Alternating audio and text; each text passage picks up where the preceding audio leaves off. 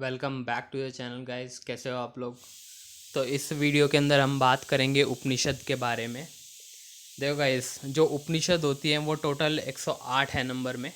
Total उपनिषद 108 होती हैं और उपनिषदों को वेदांत से भी जाना जाता है। देखो, जो वेदांत शब्द है इसका मतलब होता है कि जहाँ पे वेदों का अंत हो, जहाँ पे वेदों की नॉलेज ख़त्म होती है वहाँ से उपनिषद स्टार्ट होती है, तो इसी को कहते हैं वेदांत। ये टोटल 108 नंबर में है और ये मेटाफिज़िक्स से डील करती है। देखो, मेटाफिज़िक्स का मतलब होता है एक तरह से स्पिरिचुअलिटी, कि जीवन का लक्ष्य क्या आएगा, क्या जीवन के बाद भी हम जब मर जाते हैं उसके बाद भी एक जीवन है, हमें सदा कब मोक्ष मिलता है, कब हमें स्वर्ग की प्राप्ति होती है, क्या इस जीवन का रहस्य क्या है, इसके बारे में बात करते हैं। तो कई सारी उपनिषद हैं। तो सबसे पहले हम बात करेंगे कठोर उपनिषद की। देखो, कठोर उपनिषद बहुत फेमस है। इसके अंदर जो बालक नचिकेता था, देखो बालक नचिकेता एक छोटा सा बच्चा था जो कि बाद में अमर हो गया था। उन्होंने जो यमराज के साथ बहुत गहरा डिस्कशन किया था। उसके बाद फिर यमराज ने भगवान यमराज ने उनको वरदान दिया था कि तुम हमेशा के लिए अमर रहोगे। तो उसी के डिस्कशन के बारे में इस कठोर उपनिषद के बारे में बताया गया है। उसके बाद हमारी है सेकंड नंबर पे ईसो उपनिषद, जो कि क्रिएशन के बारे में बताती है कि मतलब कि ब्रह्मांड की उत्पत्ति कैसे हुई है, धरती की संरचना कैसी है, कैसे इसका उद्गम हुआ है धरती का, इसके बारे में बात करते हैं। उसके बाद उसके बाद है तीसरे नंबर पे जबल या जबाला उपनिषद। इसके अंदर हमें वर्ण आश्रम धर्म के बारे में बताया गया है। देखो, वर्ण आश्रम धर्म को वर्ण व्यवस्था से कंफ्यूज मत करना। देखो, वर्ण व्यवस्था के अंदर तो ये बताया गया है कि ब्राह्मण क्षत्रिय शूद्र वैश्य के बारे में बताया गया है, लेकिन वर्ण आश्रम धर्म के अंदर बताया गया है कि एक इंसान को कैसे जीवन जीना चाहिए।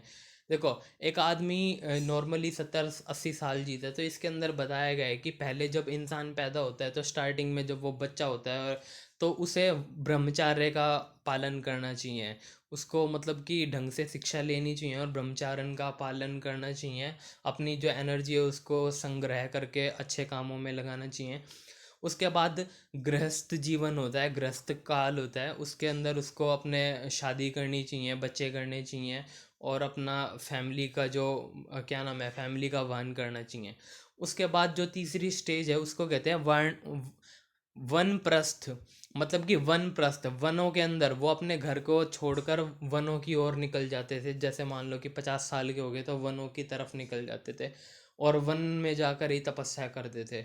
उसके बाद जब वो 75 साल का इंसान हो जाता है, जैसे 25 साल तक ब्रह्मचार्य है, उसके बाद 25 से 50 तक गृहस्थ जीवन, 50 से 75 तक वन वनप्रस्थ की मतलब कि फॉरेस्ट के अंदर, वन के जंगलों के अंदर जाके तपस्या करना।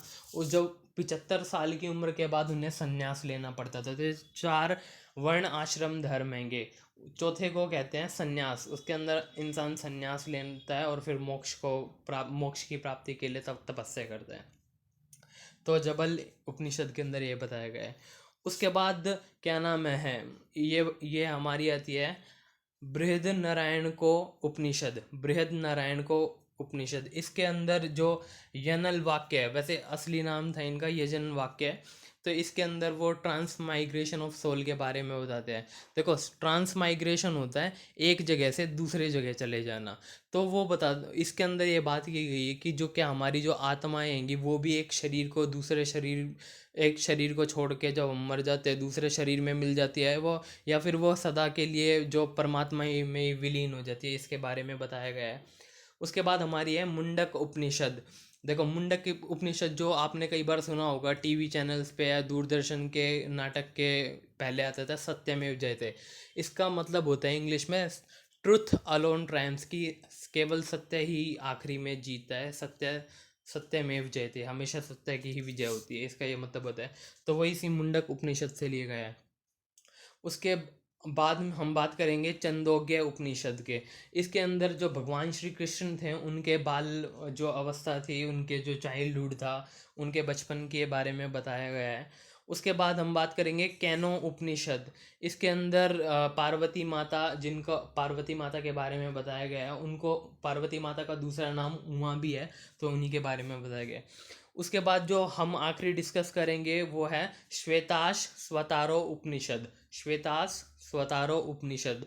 तो इसके अंदर देखो, सबसे पहले इसी उपनिषद के अंदर क्या नाम है, भगवान शिव के अंदर भगवान शिव के बारे में बताया गया है, और इसी के अंदर भक्ति की, हमें भक्ति कैसे करनी चाहिए उसी के बारे में बताया गया है।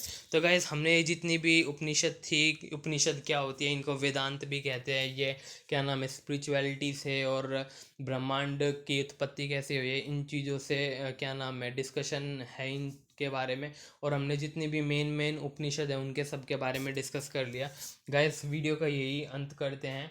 गाइस, लाइक और सब्सक्राइब करना मत भूलना, और शेयर भी करना। एक वीडियो को बनाने में काफ़ी एफर्ट लगता है। Thank you, may God bless all.